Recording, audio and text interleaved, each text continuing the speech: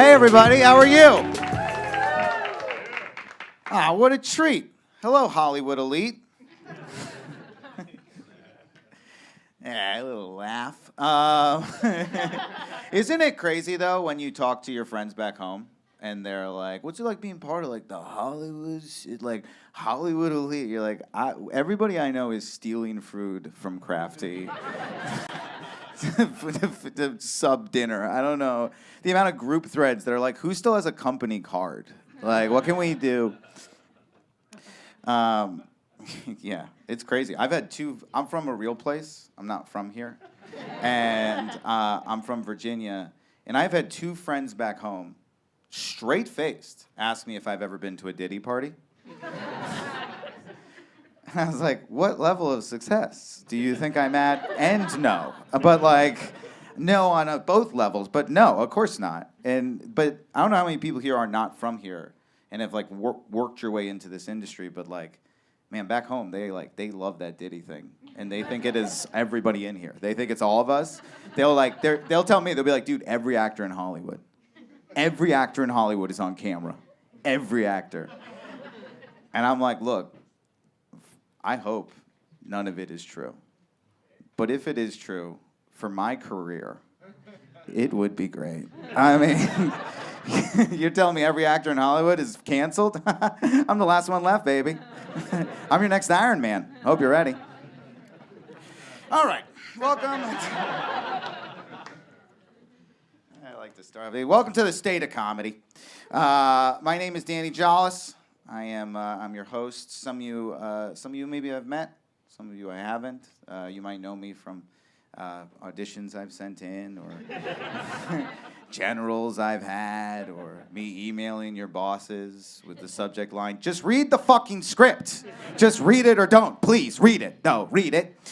I don't want to brag. I have personally been responsible for some of the worst generals and pitches in this town. I did a pitch 3 months ago. This is a true story. And I did it with a production company. We were pitching this company. They rep athletes. We were there to pitch one of their athletes. As we are pitching them about this athlete, halfway through the pitch, and to be fair, it wasn't going well. The people go, sorry, is this about this athlete? We thought this was about Simone Biles. And it wasn't. It was very much not an idea for Simone Biles. And I went, no, that's not it. And they were like, really? And then before I could say anything else, the production company I was with was like, I do have some ideas for Simone Biles. And then he just pitched ideas for Simone Biles, and I also was on the Zoom then. That's a real pitch.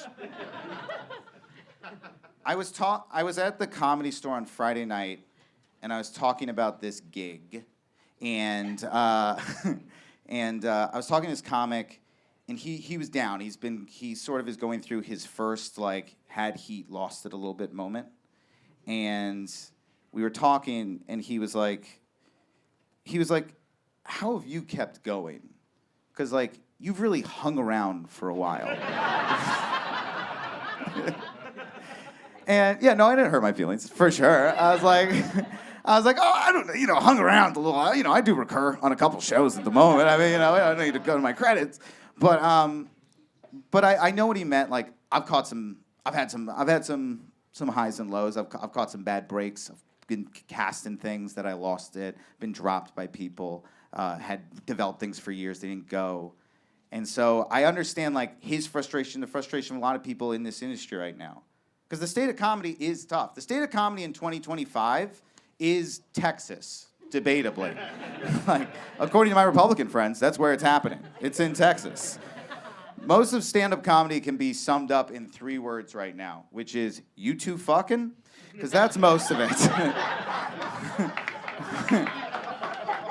I don't know. I can't tell if people are doing stand-up comedy or doing a census, because we're just asking questions. The Austin Revolution occurred, and now that revolution is, I think, in the cabinet. I don't want to speak out of turn. I believe Tony Hinchcliffe is in charge of Gaza now. which is tough because that area has already experienced so much bombing. And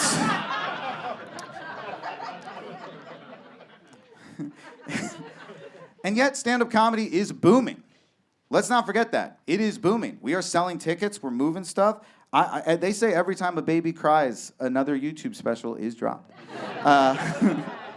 People like Madonna and T.I. are doing stand-up. That's great, you know? That just goes to show you that no matter how successful you are, there is always an agent somewhere behind you going, you should just try stand-up comedy. Why don't you just try it? It's not just stand-up going through a hard time. Development people, tough. It's a tough time for you guys, too. My wife works in development. She's not happy. If you talk to a development person for more than 5 minutes, they will just have a breakdown in front of you. just being like, my boss says he wants a TV show that's the internet. The fuck do I do with that? It's brutal. So much of doing development is trying to please the mandates of a person you've never met, which is so frustrating. It's like the Wizard of Oz, where it's like this machine is like, we want more shows with tall, skinny men. And you're like, who is this? Then you finally peer behind the curtain and you're like, oh, the wizard is Jeff Goldblum. That makes sense. And it's hard because we try to hit these mandates, but the mandates only last and so I actually looked this up. They only last 2 Quibi. So you only have 2 Quibi. And I do measure time in Quibi. That is how I've always done it. And I don't want to age myself up here. I am 95 Quibi at the moment. But it's hard because 2 Quibi is how long a mandate lasts. But to do that, you have to develop. And how long developing, that lasts a CISO.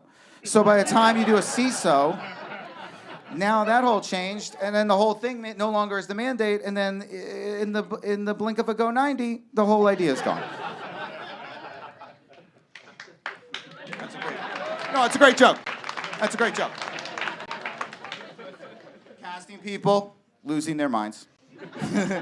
Every casting person is the most social person I've ever met in my entire life. And they are now stuck in a room alone, watching videos of actors in a room alone. It's like the TV show Alone, but sadder and more nudity. It's brutal. I don't know if you casting people are aware the strain on a marriage that self-tapes are causing. My wife and I have almost murdered each other. Do you know how many times I've been doing it, and my wife will just be like, why don't you look at the lines again, learn them, and then we'll do it. And I'm like, my paraphrasing is my charm.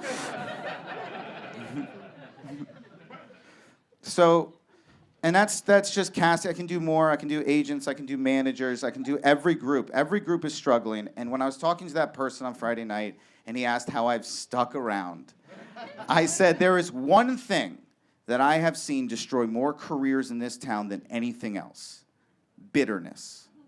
Bitterness is infectious. It's dangerous. It will stop you right where you are. I've seen comics stop writing. What's the point? Actors, what's the point of doing a good job on this self-tape? Casting directors, what's the point of watching? We're just going to offer. Development, why? My boss isn't going to listen. It stops you. You get bitter and you stop working. And the thing I said to him is that if you can avoid bitterness, I really believe that this thing will turn around. That's what I believe. Because the machine sucks right now. But the machine will retire.